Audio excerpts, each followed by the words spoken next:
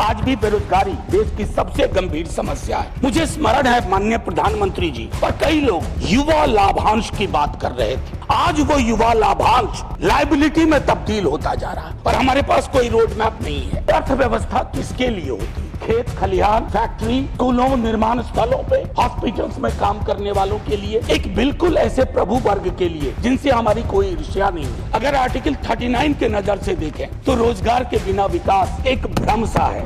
कमाल की व्यवस्था हम देख रहे हैं। ऊपर संपत्ति बन रही है, नीचे संपत्ति घट रही है, समृद्धि शून्य होती जा रही है। जब वक्त थोड़ा बुरा होता है तो वक्त भी गुजरता है और वक्त के बीच से हम भी गुजर जाते हैं।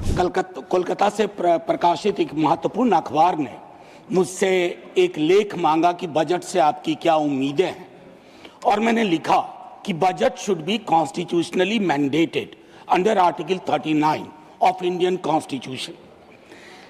1 तारीख को आर्टिकल छपा सुबह और 1 तारीख को ही बजट आना था।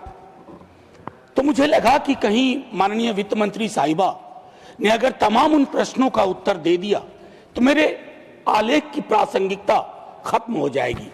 लेकिन मेरा आलेख आज भी प्रासंगिक रहा, क्योंकि उत्तर उन्होंने दिया उन प्रश्नों के नहीं जो मैंने उठाए थे। मेरा पहला प्रश्न माननीय सभापति महोदय कि अर्थव्यवस्था किसके लिए होती है, ये हमें सोचना होगा।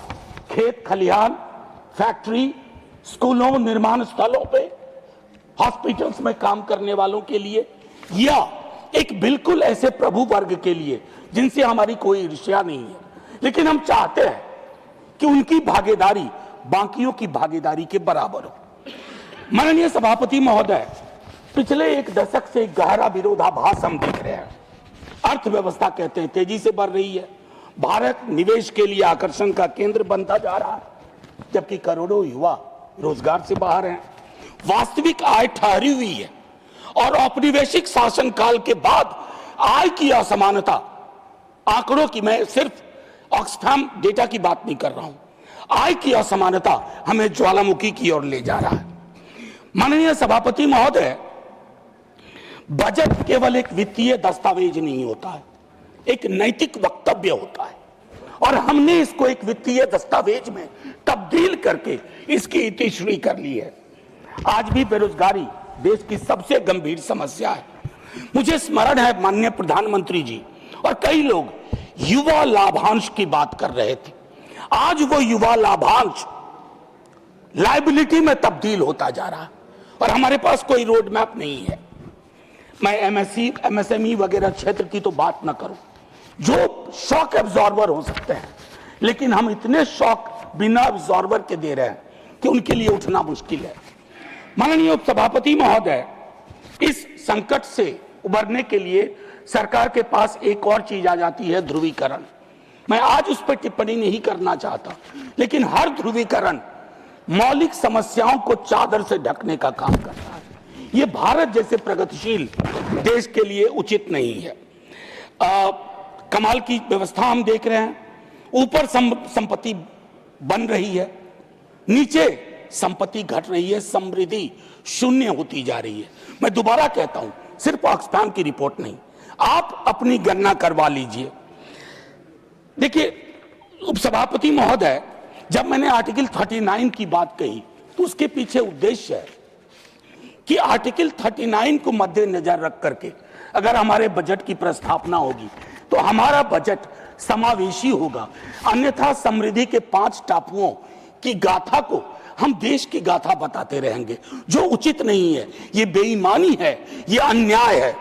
माननीय सभापति महोदय, अगर आर्टिकल 39 के नजर से देखें तो रोजगार के बिना विकास एक भ्रम सा है। अभी हाल के दिनों में माननीय उपसभापति महोदय, गिग प्लेटफॉर्म वर्कर्स की बात हुई। ज़्विगाटो नाम की एक फिल्म है, नंदिता दास ने बनाई है। मैं उस फिल्म के स्पेशल स्क्रीनिंग में था और उसी वक्त ये किताबें भी रिलीज हुई। ये रिपोर्ट है सर, जन पहल की ओर से। उस फिल्म को मैंने देखा और उस फिल्म को देखने के बाद कल मैंने एक रिव्यू भी लिखा। गिग और प्लेटफॉर्म वर्कर्स, हमें मानना होगा कि हमारी अर्थव्यवस्था में ये तत्व बढ़ते जा रहे हैं, इनका कंट्रीब्यूशन बढ़ रहा है, लेकिन उनकी सिक्योरिटी कहां है सर?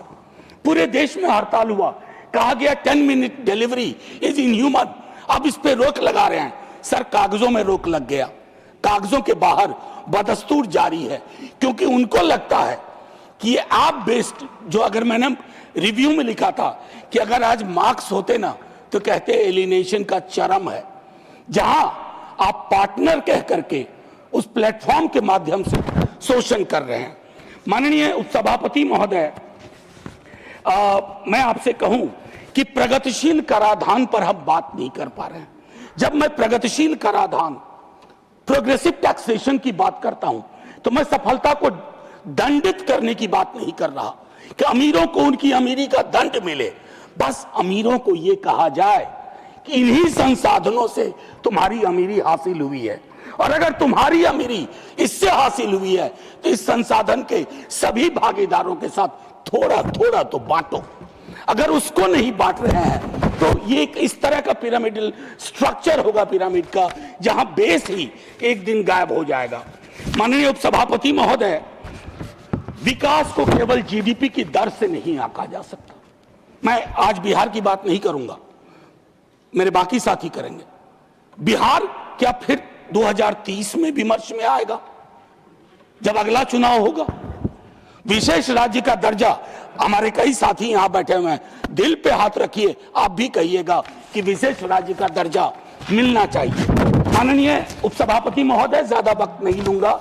जब वक्त थोड़ा बुरा होता है तो वक्त भी गुजरता है और वक्त के बीच से हम भी गुजर जाते हैं। मैं सिर्फ इतना कहना चाहूंगा कि जब मैं कहता हूं कि अत्यधिक असमानता सामाजिक विश्वास, भरोसे को खत्म करती है, ज्वालामुखी की ओर ले जाती है, लेकिन हमारे पास दूसरा विकल्प है, अगेन अंडर आर्टिकल 39, और वो विकल्प है माननीय सभापति महोदय, न्याय के साथ विकास। एक आखिरी, इन दिनों कविताओं का मौसम है, मैंने एक छोटी सी कविता, साहिर लुधियानवी तो हूं नहीं, बस छोटी सी, सर 30 सेकंड में खत्म हो जाएगी। माननीय सभापति महोदय, फिर एक बजट प्रस्तुत किया गया, कागजों पर संयत, सदन में उम्मीद की भाषा, कहा गया आम आदमी का बजट है, और मैं आमो खास में परेशान हूं। लेकिन आम आदमी आज भी कतार में खड़ा है, राशन के लिए, इलाज के लिए और काम की प्रतीक्षा में। इस बजट में आंकड़े बोलते हैं, अनुभव नहीं। धन्यवाद। पर यह नहीं बताया गया देश तेजी से आगे बढ़ रहा है, पर यह नहीं बताया गया यह प्रगति किसे साथ ले जा रही है और किसे बहुत पीछे छोड़ रही है। सर, एक अबोध बालक की जिद समझिए, बस 20 सेकंड। चंद बड़े घरानों के बढ़ते मुनाफे राष्ट्रीय उपलब्धि, जबकि किसान, मजदूर और बेरोजगार युवाओं की जिंदगियां संरचनात्मक सुधार, शिक्षा, स्वास्थ्य और रोजगार तीनों को वित्तीय अनुशासन और धैर्य का एक और साल। माननीय सभापति महोदय, यह केवल एक बजट नहीं, एक राजनीतिक फैसला है कि नीति किसके लिए बनेगी और किससे कहा जाएगा कि चुपचाप 1 साल और इंतजार करो। आपने 20 सेकंड, जय हिंद सर। 2 मिनट लगभग हो गए। धन्यवाद।